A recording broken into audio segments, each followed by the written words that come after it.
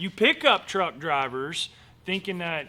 I don't care what state you're in, if you have a machine and you're hauling it behind your pickup truck and it has a sticker on the side of it, you better have a commercial plate on your truck at the DMV, because I'm telling you, it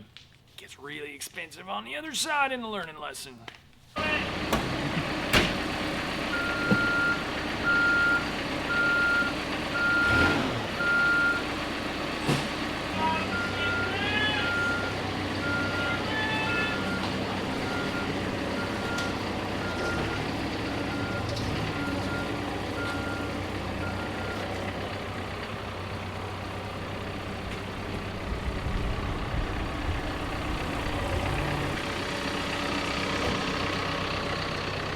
Okay, it's 9 o'clock.